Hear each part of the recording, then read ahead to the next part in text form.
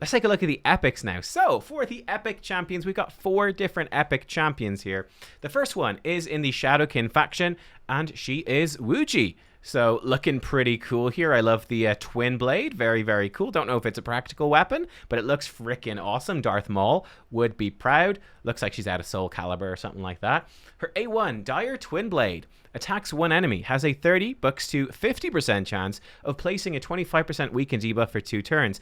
And now this is the fun thing. Will target all enemies instead of one when counter-attacking with this skill. She kind of reminds me a lot of Oboro. We're going to see that. I feel like she's sort of like the weakened version of Oboro. Oboro is very similar when there's enough debuffs on the... In fact, if we jump over to Oboro real fast, Oboro, when there's enough debuffs on the enemies, will attack all enemies with a 50% chance of decreased defense. So I feel like the two of these together go really well. The AoE decreased defense, the AoE weaken, potentially. Her A2 then, World of Darkness, 4-turn cooldown, attacks all enemies, has a 55 bucks to 75% chance of placing block buffs for 2 turns. Now this move, it's got a bit of a long cooldown and it's not 100% chance. And she's Force Affinity, so it's kind of weak hit against Spirit Affinity. But this does have some usefulness, I'd say particularly for Hydra and somewhat for Doom Tower Waves. Hydra is really the main place where block buffs is good.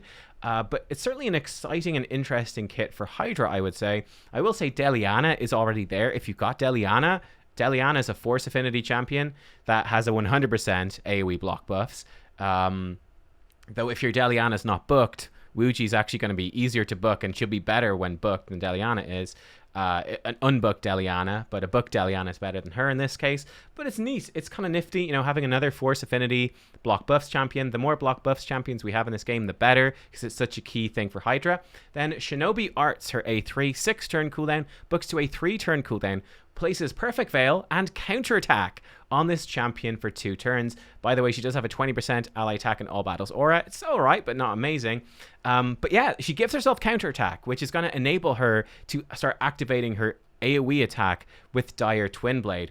So we'll see how much damage she actually does. But yeah, I feel like she's a really good compatriot to Oboro. We know how good Oboro is as a Mischief tank. Now, Oboro is definitely better as that Mischief tank because she gives herself so many buffs, right?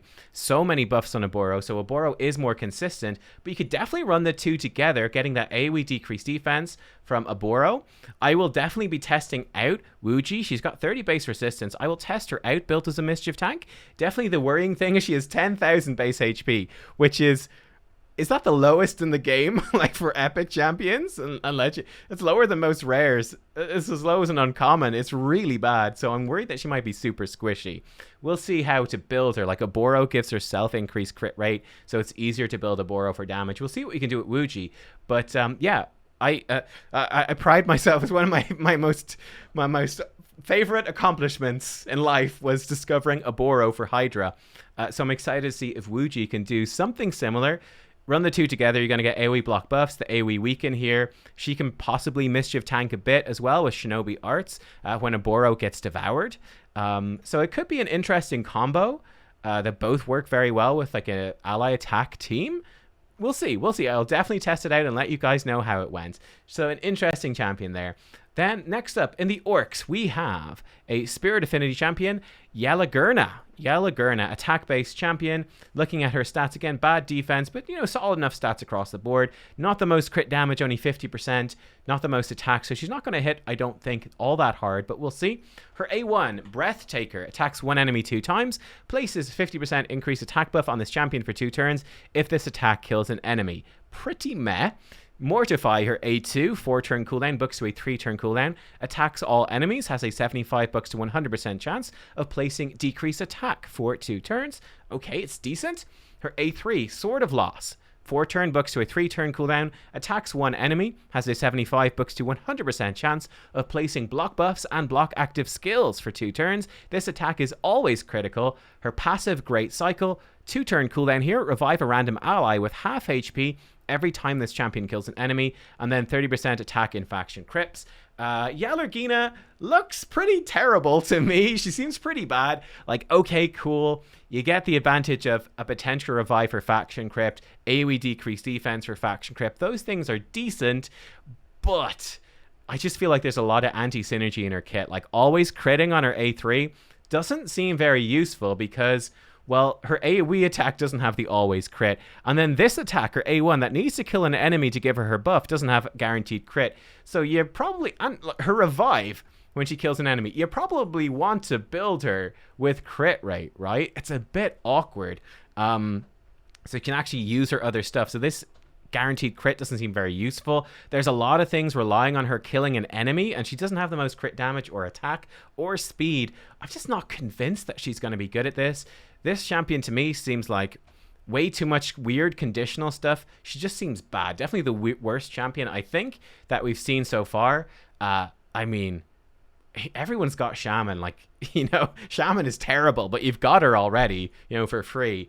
I don't know. I'm really not convinced by Yelaguerna. Anyway, to Sacred Order, we've got two epics here. Two epics. Let's look at Carolina first.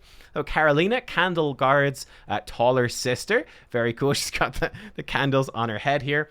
Her A1, Perdition, attacks one enemy, 40, books to a 60% chance of placing HP burn debuff for 2 turns. Solid enough A1, actually not too shabby. Her A2 ability, Penance, 4 turns, books to a 3-turn cooldown, attacks all enemies, has a 55, books to 75% chance of placing decreased attack for 2 turns. Debuff cannot be resisted by targets under HP burn debuffs. Again, I feel like this bit's a little bit weird because you're gonna... You're going to want to have her with accuracy to place the HP burn, so I don't see why having the decreased attack be irresistible is that useful. I don't know, though. Anyway, Always Watched, her A3, 6-turn, bucks to a 4-turn cooldown, decreases the duration of all debuffs on all allies by 1 turn, then places a 15% strengthen, that's the weak version of strengthen, on all allies for 2 turns. This buff cannot be removed or stolen. And then Burn with Shame, her passive here. Every time an enemy under HP burn debuffed gets a turn, decreases the duration of 2 random buffs on that enemy by 1 turn. 35 ally resist in all battles aura. She's actually got really good base stats, though she is an attack-based champion. Her attack is really low. Yeah, she seems pretty poor to me as well. Like, decreasing the debuffs on all allies by 1 turn, and then the small version of Strengthen is pretty poor compared to just a full team cleanse. There are plenty of champions give you the good version of Strengthen. Doesn't seem that good. Like, I'd just rather have a full cleanse, you know? Seems a little bit weak. Yeah, seems a bit weak. AoE, not the best chance, though, of decreased attack. Again, seems weaker. A1 is good. This passive is cool. Maybe the coolest part of her kit. But again, maybe useful for Hydra, but that's about it. On the whole, not too excited for her. We'll see. We'll see when we test her out, but doesn't seem that good. Then finally, Anchorite. Another support champion who looks absolutely insane. Yeah, he looks crazy. It's your cousin who was a really normal kid. Everyone thought he'd grow up to be normal and successful. Then you meet him at a family reunion, and he's gone in a direction no one really expected. You know, Anchorite.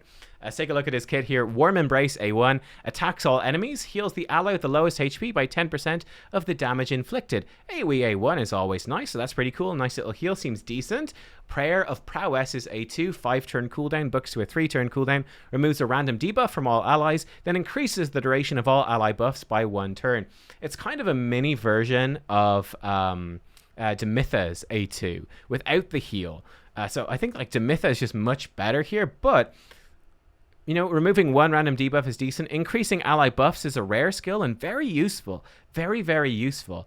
Like I said, I feel like Demitha is a Void Epic. Demitha, so far in his kit at least, really outshines him. But this is kind of a nifty thing to bring in. That's somewhat useful. His A3, Sacred Trust, 5-turn cooldown, books to a 4-turn cooldown. Fully heals a target ally, then places 30% increased crit rate and 30% crit damage buff on all allies for 2 turns. So again, on a 4-turn cooldown, I actually think this is quite a good move. A full heal, single target, is actually really nice.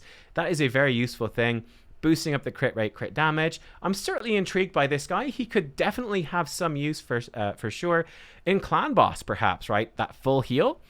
With a crit rate, crit damage is a decent buff for Clan Boss. Removing a random debuff could potentially help make stuff affinity friendly. Increasing ally buffs could be good.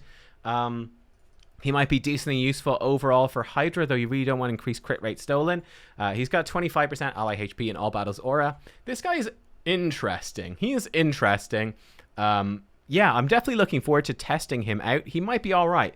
He might. It depends how much healing you get out of this. He seems like he's going to do decent healing, interesting buffs on your team, extending the buffs. Got some potential. Doesn't wow me. He's not blowing my mind or anything, but he seems like he might have some potential. Not as bad as some of the other epics here. So there you go, guys. They are the 8 new champions that are going to be added to the patch, again excluding the new referral program reward champions. Let me know what you think. Which of the legendaries impressed you the most? Which of the epics impressed you the most? Yeah, let me know. I think honestly this to me seems like a great selection of champions. The epics I feel like are a little bit on the weak side. I'm not overly impressed with them. I think you could easily do without any of the epics, but in my opinion all 4 of these legendary champions actually look properly good, and I'm very excited to test each and every single one of them. Thank you for watching, everyone. I really do hope that you enjoyed. Like I said, I'll be back testing out Lonatharil first. I definitely have a video on him out very shortly after this one. And I'm definitely going to be, you can bet I'm going to be testing Raka. I already have some gear on here. You might have noticed that in the preview videos. I'm definitely going to be testing Raka. And then I'm sort of open to you guys in terms of which champions you want to see videos on and when. Let me know. Who do you want to see a video on next after that? And I will try to prioritize what you want to see. Thanks for watching. Yeah, I'll also be streaming CVC. If this comes out on Tuesday, I'm not sure what days and stuff like that, but I will absolutely be streaming for a few hours on my Twitch channel, CVC, on Tuesday. If you want to come check that out. That stream might be over by the time this video comes out. It depends on all the embargoes lift and all that, and I'm not sure what the deal's going to be. But if CVC has just started live in the game, come watch me. It's going to be great fun. All right, I'll see you all next time. Thank you for watching. Bye-bye.